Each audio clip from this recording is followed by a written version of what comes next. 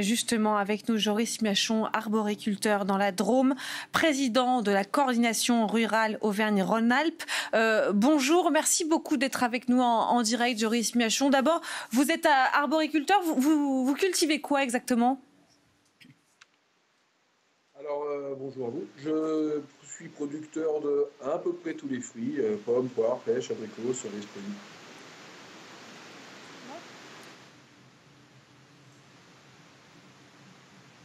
Vous m'entendez ? Vous êtes inquiet en ce moment avec ce froid là qui arrive et qui pourrait durer plusieurs jours ? Alors, on est inquiet pour deux raisons. La première raison, c'est le gel, les températures qui descendent en dessous de zéro et qui pourraient aller jusqu'à brûler le fruit, le bourgeon. Et puis, on est aussi inquiet par ce cumul d'air froid, même si on n'est pas dans des températures négatives, mais on s'expose à ce que nous, on appelle un retrait de sève. C'est-à-dire que l'arbre ne sait plus trop où il en est actuellement.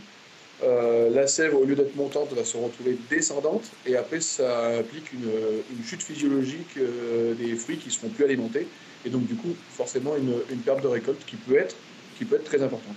Alors, tout le monde n'a pas les moyens d'agir. On a vu certains arboriculteurs qui commençaient par prévention, en tout cas, à réchauffer leur culture avec plus ou moins de technologie. Vous, c'est ce que vous faites en ce moment ?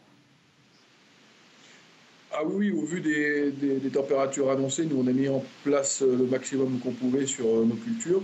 Ça passe par l'aspersion, l'arrosage en fait, ou par des bougies anti-gel.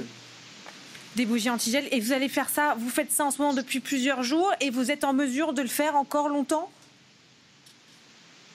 On va être limité par les capacités, je dirais, économiques des entreprises, parce qu'on ne peut pas se permettre d'acheter non plus pour pouvoir protéger des dizaines et des dizaines de nuits. Jusqu'à maintenant, sur notre petite région, on a été épargné parce qu'il n'y a eu qu'une seule nuit de lutte. Mais effectivement, si ça dure toutes les nuits pendant 15 jours, on va être à court de solutions. À court de solutions, parce que je le disais, tout le monde n'a pas les moyens de le faire. Déjà, c'est de l'investissement humain. J'imagine que vous avez passé des nuits peut-être blanches, vous ne dormez pas pendant ce temps-là. Ça coûte cher, ces investissements-là, enfin, ces technologies-là, pour maintenir votre température, vos cultures à température ?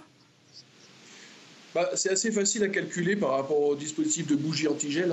Il faut, en fruits à noyaux, en abricot, qui est une espèce assez sensible, il faut une bougie par arbre, donc 500 bougies à l'hectare, qui coûte un peu plus de 10 € la bougie. Donc quand on met en place le dispositif anti-gel, on est à 500 € de l'heure. Par hectare. Pardon. 500 € de l'heure par hectare. Donc vous avez combien d'hectares, si on peut faire le calcul rapidement pour être assez concret ? Moi j'ai 10 hectares d'abricots. Ah oui, d'accord. Voilà. Calculer une lutte qui commence à minuit et qui finit à 7 h du matin. Je vous laisse faire le calcul. Oui, c'est aussi pour cela, c'est de là aussi que vient bien sûr l'inquiétude, à la fois pour ces cultures, et si on ne les protège pas, il y a une perte, et si on les protège, il y a tout de même une perte. Donc ce sont des conditions mauvaises qui sont réunies, mais ce qu'on voit aussi, c'est que ces conditions et ce mauvais cocktail, ils se répètent d'année en année avec le dérèglement climatique. Est-ce que vous avez envisagé de déplacer, de cultiver d'autres choses ? Alors effectivement, nous, sur notre petite région, depuis 2017, tous les ans, on a des épisodes de gel. Aujourd'hui, déplacer l'entreprise, c'est extrêmement compliqué, voire impossible. La solution qui s'offre à nous, ça va être malheureusement l'arrachage, principalement des cultures qui sont sensibles, comme l'abricot. Donc moi, mon objectif, ça va être de diminuer fortement la production pour moins m'exposer au risque. Mais la question derrière qui reste, c'est pour planter quoi à la place ?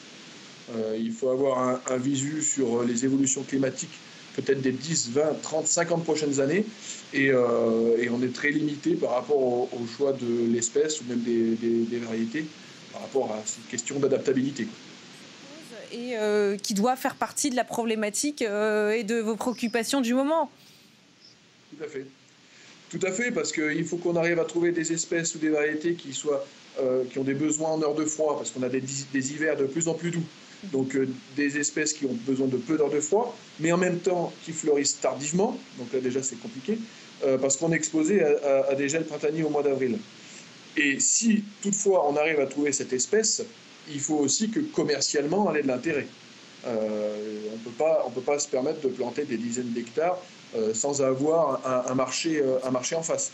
Donc effectivement, en arboriculture, c'est aujourd'hui des questions que beaucoup se posent.